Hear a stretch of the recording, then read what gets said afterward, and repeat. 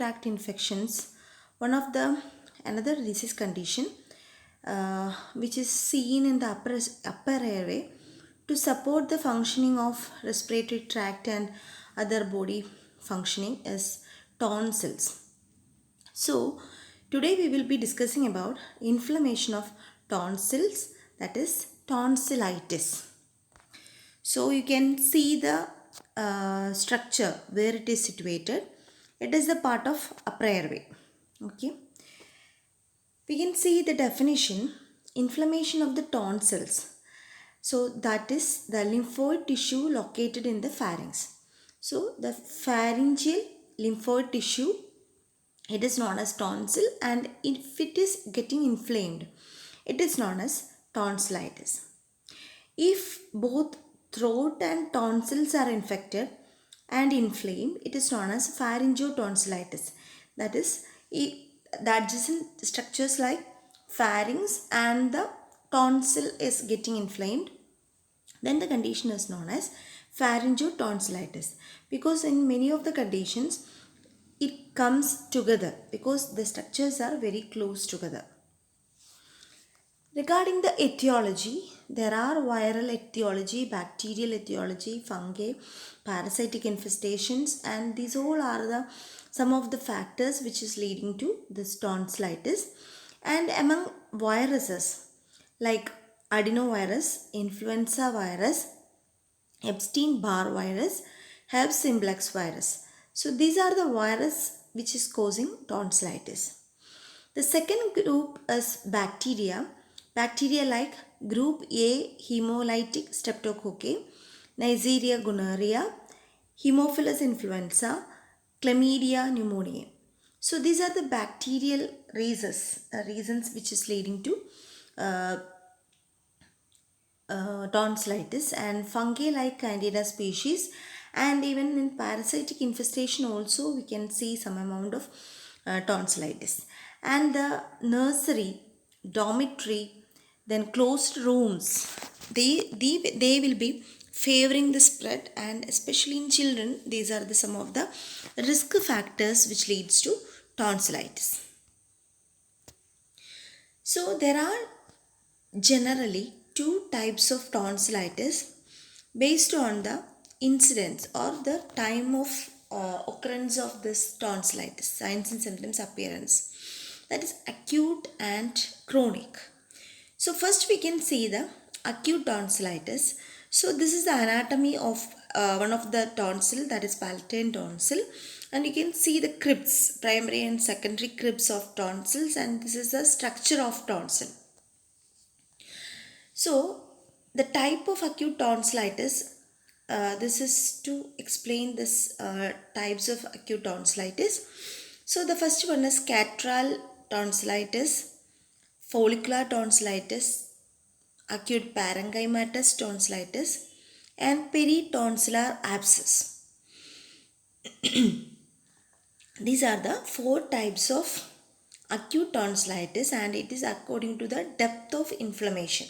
How much deep the inflammation is the present, depending upon that these are the four types of acute tonsillitis. First we can see the catral or acute exudative tonsillitis. It is the other name of catral tonsillitis. It is the early stage of upper respiratory tract infection. Even after small upper respiratory tract infection, we will be getting this tonsillitis. Least severe form, and tonsils appears red and red throat can be seen. So when you are examining the throat, it will be red in appearance, and there will be some sore throat will be there, and it is an early stage of upper respiratory tract infection. So this is known as the catral or acute exudative tonsillitis. The second type is follicular tonsillitis. Here, the crypts become involved with discrete yellow patches of exudate and enlargement of regional nodes. So you can see the crypts. This is the channels. So the crypts will be involved in follicular tonsillitis, and there will be discrete yellow patches of exudate and enlargement of the regional nodes. There will be yellow color will be there, and there will be involvement of the regional glands. The third one is parenchymatous. There is congestion and inflammation of the entire organ. So entire organ is inflamed and we can say it is the parenchymatous. And the fourth one is peritonsillar abscess. It's also known as quinsy. It is an accumulation of pus due to an infection behind the tonsil and its more severe form. So we can see the pus over the tonsils and then its name is quinsy or peritonsillar abscess. You can see the behind the tonsil also you can see very serious infection.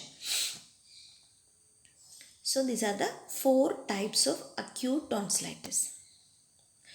The clinical features can be sore throat, pain in throat may radiate to ears, fever, headache, anorexia, malaise, dysphagia, pain while swallowing, muscle aches. So these are the some of the clinical features, signs and symptoms which can be seen with the tonsillitis. Next is the diagnostic evaluation. So complete blood count can be taken to find the inflammatory changes. Throat culture and sensitivity will be done to identify the organism, and we have to rule out other diagnoses like diphtheria, infectious mononucleosis and thrush. So these are the some of the other diagnoses which can be seen like tonsillitis. So we have to identify the organism by culture and sensitivity and rule out other causes by doing their test. Treatment usually rest in bed and isolation from other children because it's very fastly spreading infection. So we have to prevent the child from going to nursery or any other crowded areas. Then aspirin solution if dysphagia is marked, and if pyrexia is there, then also aspirin is useful. We can administer systemic penicillin if given parentally for a week, and other antibiotic like erythromycin, clindamycin, cephalexin are also useful. So we have to use the antibiotic wisely. Gargling may be of some use in soothing the palatal and pharyngeal muscles. Then heat to the cervical glands if enlarged and tender may be useful. Soft diet is given during the acute stage. So these are the treatment which is usually done for acute tonsillitis.